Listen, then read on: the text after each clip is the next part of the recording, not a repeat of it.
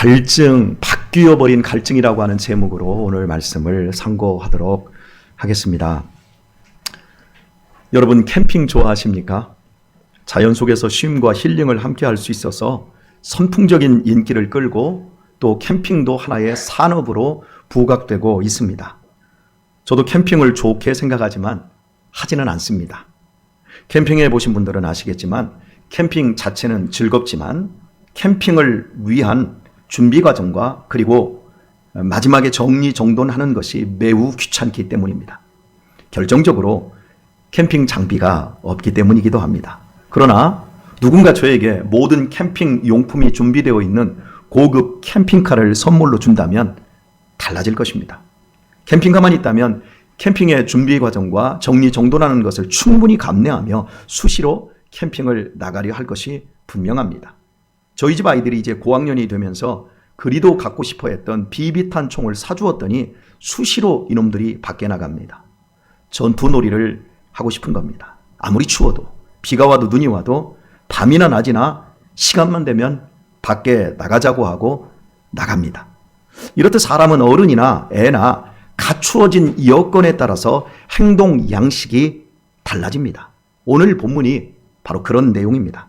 본문에 나오는 사마리아 여자는 결혼을 5번이나 하고도 지금은 동거 중이었습니다. 나홀로 물길러 우물에 나와야 할 만큼 비난과 배척받는 여자라고 한다면 그녀는 절대 갈 수 없는 장소가 있습니다. 그것은 여호와의 절기에 공식적으로 마을 사람들이 함께 모여 제사하는 장소였습니다. 대속제물을 드리고 말씀을 듣고 찬양을 드리며 제사장의 축복을 받습니다. 이 모든 과정이 예배였습니다. 그것이 하나님의 백성된 표징이었습니다. 그러나 여기에는 한 가지 제약이 있었는데 부정한 자는 절대 제사의 자리에 나올 수 없었습니다. 피부병이 있거나 율법을 어겼거나 상을 당했거나 하면 부정한 자로 취급되어 예배의 자리에 나갈 수 없었습니다. 다만 일시적으로 못 나갈 뿐 병이 낫고 자숙기간이 지나면 다시 예배의 자리에 나갈 수 있었습니다. 그렇다면 이혼을 5번 하고 지금은 첩인지 소실인지 모르지만 동거 중인 여자는 어떠했을까요? 동네 사람들과 물 길러 가지도 못하는 여자는 어떠했을까요? 절대 예배의 자리에 못 나가는 겁니다. 시간이 지나도 아예 못 나가는 겁니다. 하나님의 용서와 축복이 임하는 예배의 자리는 그녀에게 그림의 떡이었을 뿐입니다. 이런 상황이라는 사실은 예수님과 대화 중에 여자의 뜬금없는 질문에서 나타납니다. 왜 사마리아 여자인 나에게 유대인 남자가 물을 달라고 말을 거냐며 예수님에게 시비를 걸었던 여인이었습니다. 그러나 자신의 삶의 모든 치부를 정확하게 알고 말씀하시는 예수님이 결코 범상치 않은 선지자임을 알아보았습니다. 그리고 나서 곧바로 이어진 질문이 어디에서 예배 드려야 하냐고 예배에 대해서 묻습니다. 왜 갑작스럽게 예배였을까요? 5년 전 연말에 수천 명의 남성들의 카톡 메신저에 뜬금없이 모자이크된 사진이 보내져 왔습니다. 나체의 남녀가 엉켜있는 선명하지 않은 사진 밑에는 이런 문구가 있었습니다. 나는 당신의 탈선을 알고 있다. 계좌로 200만 원을 보내지 않으면 당신 가족에게 이 사진을 보내겠다. 어찌 되었을까요? 협박범을 잡고 보니까 그의 계좌에 수백 명의 남성들에게서 돈이 입금되어 있었습니다. 자신의 탈선 사진이 아니었음에도 자신의 부끄러운 비밀을 알고 있다라는 것만으로도 사리 분별을 못했던 것입니다. 불안한 것입니다. 숨겨놓았던 허물이 누군가에게 드러나게 될 때 대부분은 불안해집니다. 만약 형사가 나 없는 동안 나를 찾아왔다면 어떤 느낌이 들 것 같습니까? 이유를 알기까지 죄가 있든 없든 불안해질 것입니다. 수가성 여인의 모든 노물을 다 알고 있는 선지자로 추정되는 하나님의 사람이 지금 자기 앞에 와 있습니다. 그렇다면 당연히 이 여인은 큰 불안감을 느껴야 합니다. 그런데 이 여자는 두렵기는커녕 마음속이 도리어 시원해졌습니다. 놀라운 해방을 마음속에서 맛보고 있는 겁니다. 마치 그를 구속하고 있는 모든 사슬들이 다 벗겨지는 것 같습니다. 그래서 나온 대답이 예배에 대한 질문이었습니다. 여인은 선지자가 자신을 심판하러 오신 것이 아니라 도리어 자신을 사랑하셔서 구조적인 악에 눌려있는 자신을 구원하시고 회복하러 오셨음을 느낀 것입니다. 선지자가 지나가다 들린 것이 아니라 정확히 자기를 알고 찾아왔는데 자신을 심판하기 위해 오신 것이 아니라 자신을 용서하고 축복하기 위한 느낌이 확 드는 겁니다. 그동안 예배의 근처에 갈 수 없는 죄인으로 낙인 찍힌 여인에게 하나님은 너무나 먼 존재였습니다. 나는 하나님께 철저하게 버림받은 사람이야. 하나님께서 나 같은 것을 사랑하신다면 5번이나 이혼하도록 놔둘 리가 없어.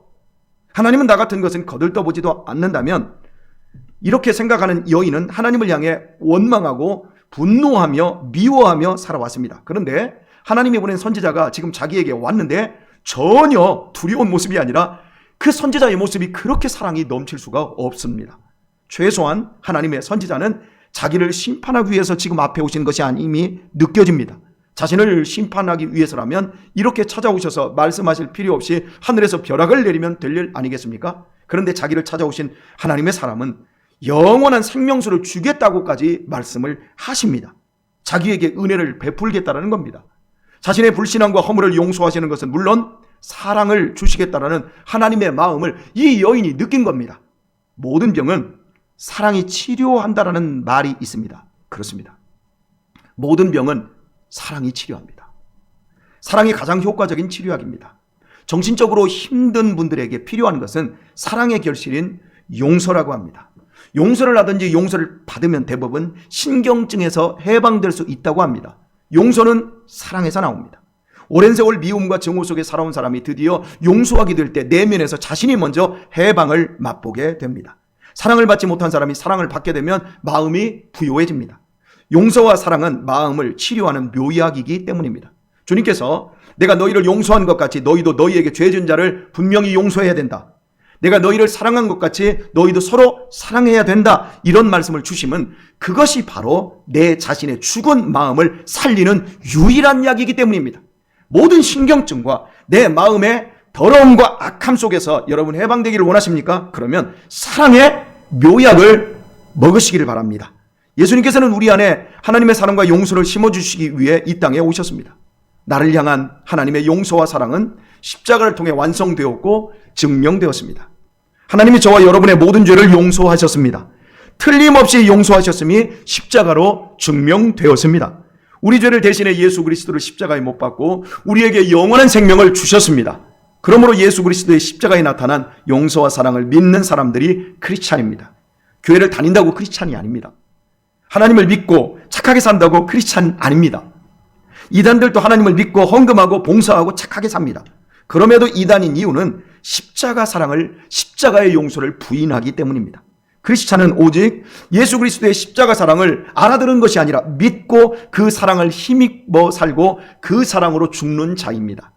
하나님께서 내가 나쁜 인간이라는 것을 다 아시면서도 나를 사랑하신다는 사실이 마음 중심으로 믿겨질 때 내가 내 자신을 용서할 수 있게 되고 그때부터 우리는 영적으로 다시 태어나게 됩니다. 즉 우리가 거듭나는 때는 하나님의 용서와 사랑이 내 마음에 심어질 때입니다.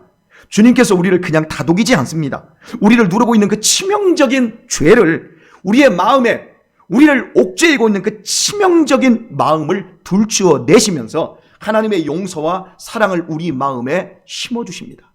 하나님의 용서와 사랑이 마음속에서 느껴질 때 드디어 인간은 모든 정신병리적 현상에서 완치를 보게 되어집니다. 단순히 중세만 누그러뜨리는 것이 아니라 완전한 해방을 보는 전혀 다른 사람으로 태어나는 것입니다. 사람이 자기 마음에 하나님의 용서와 사랑을 느낄 때 제일 먼저 치밀어 오르는 느낌이 무엇인 줄 아십니까? 예배입니다.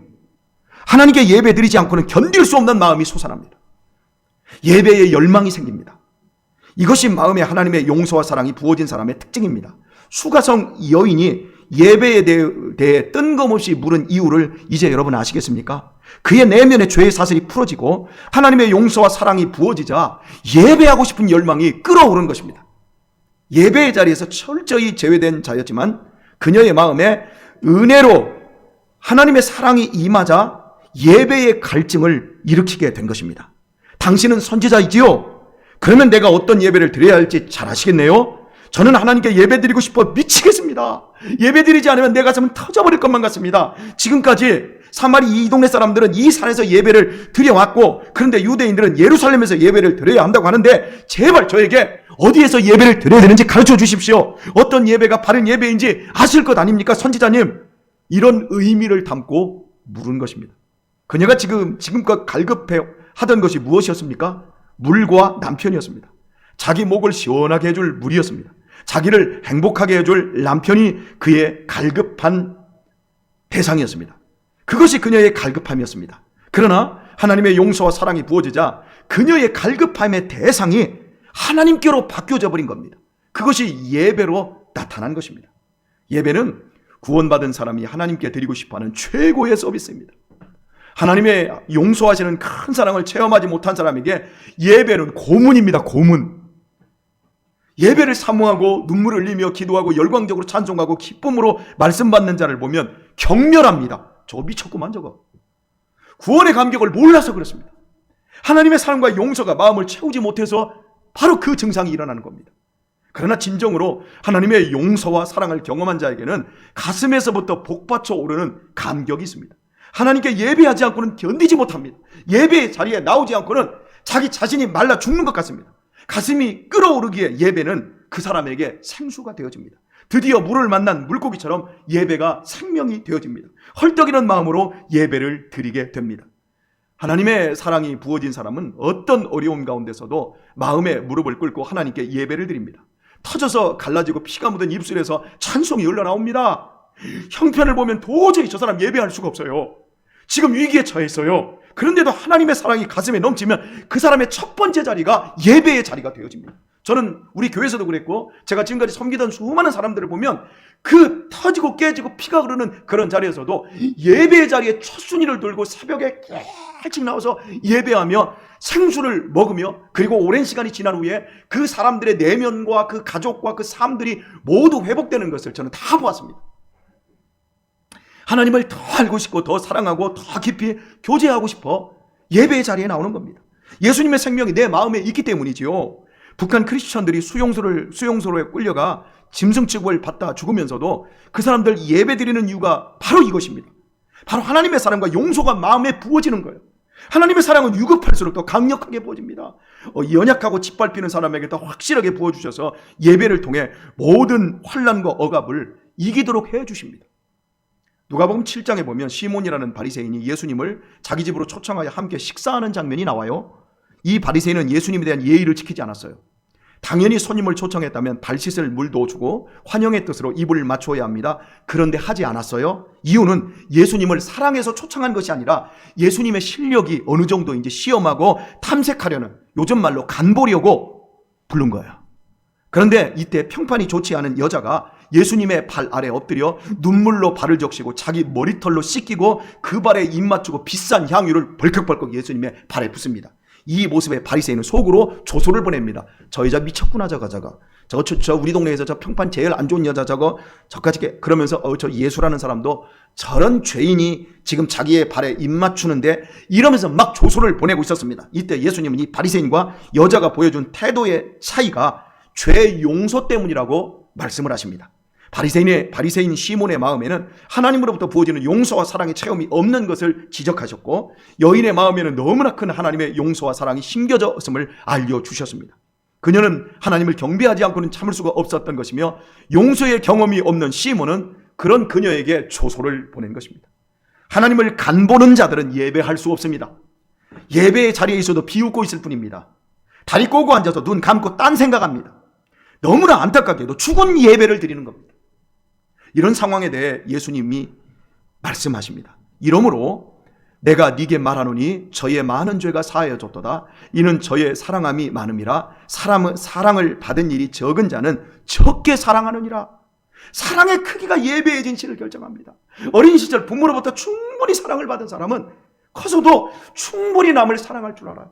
그러나 사랑을 못 받은 사람은 조그만 것에도 상처와 미움으로 인생을 너무 불편하게 삽니다. 사랑의 크기가 예배의 진실을 결정합니다. 느껴지는 사랑과 용서의 크기가 나의 예배의 태도를 결정하고 이 태도에 의해 내 삶의 질이 결정됩니다. 어제 26일이었나요? 이어령 선생님이 세상을 뜨셨습니다. 이 세상에 그분은 한 줄 한 단어로 그분을 얘기할 수 없는 이 시대의 지성인이며 이 시대의 관료였으며 이 시대의 문학인이었으며 이 시대의 교수였으며 다 다른 걸 다 말할 수 없어요. 그런데 그 사람이 마지막에 나는 사랑의 실패자입니다. 나는 사랑의 실패자입니다.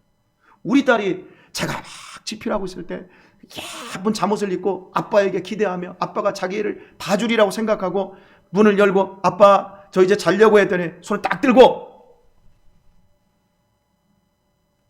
그런데 그분이 마지막에 그 자기의 딸이 죽었을 때 그 책에다가 이렇게 썼습니다. 굿바이 내 딸, 다시 좋은 옷을 입고 잠옷을 입고 나에게 와다오.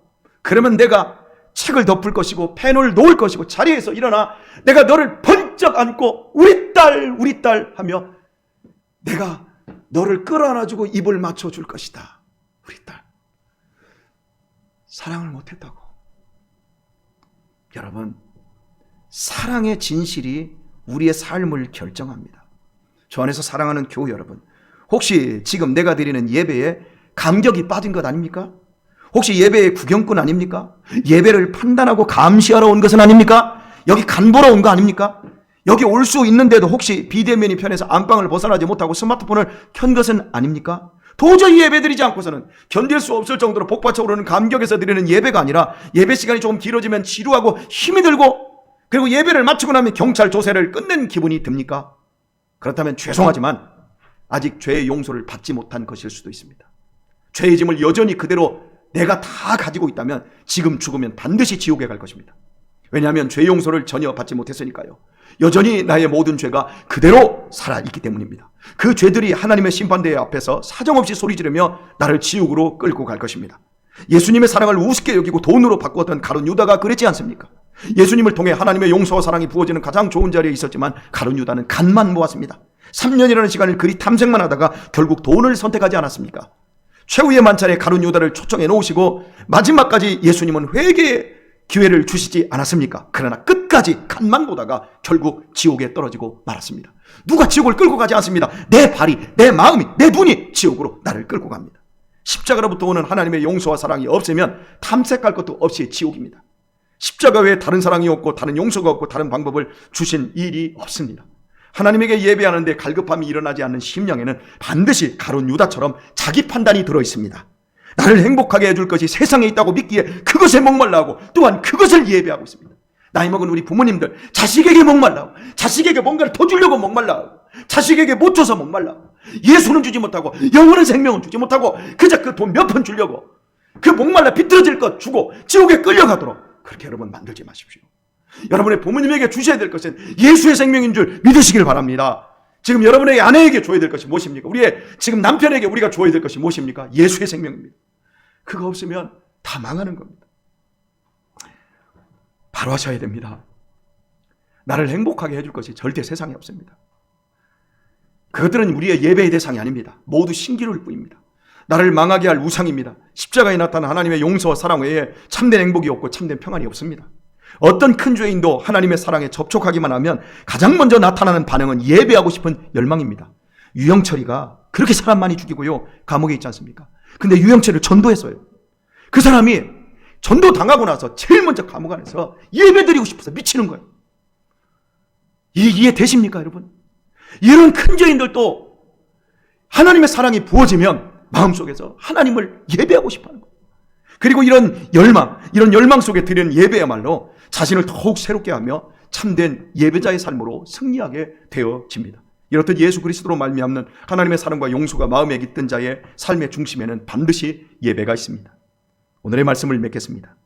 예배를 대하는 내 태도가 바리새인 시몬과 가룟 유다처럼 탐색적인 것은 아닙니까? 저 목사가 오늘 나에게 지적으로, 영적으로, 감정적으로 어떤 욕구를 채워줄 수 있을까 탐색하고 있는 것은 아닙니까? 탐색하지 마십시오. 여러분이 아무리 탐색해도 제가 여러분에게 인간적으로 줄 수 있는 것은 아무것도 없습니다. 그럼에도 제가 이 예배를 인도하고 있는 것은 우리에게 부어주시는 하나님의 용서와 사랑이 있기 때문입니다. 우리가 여기 있고 우리의 눈과 귀와 마음이 이 예배로 향한 원동력이 여러분 마음속에 있지 않습니까? 바로 예수님 아닙니까? 그분은 나의 모든 과거와 내 마음의 숨은 생각을 낱낱이 알고 계심을 우리는 느낍니다. 바로 그분이 우리를 이 자리에 부르셨고 시간과 공간을 뛰어넘어 우리의 눈과 귀와 마음을 이곳으로 향하게 하셨습니다. 지금 그분이 영으로 여기 와 계십니다. 제가 여러분에게 선언했던 것처럼 하나님께 예배하는 자들은 신령과 진정을 바로 그 신령함으로 우리 예수님이 여기에 와 계십니다. 바로 보고 바로 생각하십시오. 바로 느끼십시오. 여러분이 목사 눈치 보고 목사 얼굴 보고 목사의 설교 들으러 이 자리에 오지 않았습니다. 하나님의 용서와 사랑이 부어졌고 그 응답으로 여러분이 오늘 이 자리에 오신 겁니다. 그리고 예수님이 이 자리에 와 계십니다. 우리를 혼내고 심판하러 오시지 않았습니다. 하나님의 사랑과 용서를 가득 안고 나를 다시금 축복하기 위해 예수님이 이 자리에 와 계십니다. 우리 그분께 참으로 예배하십시다. 우리의 구주 예수님을 진심으로 찬양하십시다. 그리할 때 우리의 예배는 신령과 진리로 드리는 예배가 될 것입니다. 모든 미움과 모든 불안이 종식되고 모든 원망이, 모든 아픔이 감사로 바뀌며 우리 마음에 참된 해방과 시원함을 주게 될 것입니다. 이렇게 예배로 승리하시고 한 주간의 남은 삶에 건승과 평안이 가득하길 우리 주 예수님의 이름으로 축원드립니다. 찬송 한 장 드리도록 하겠습니다.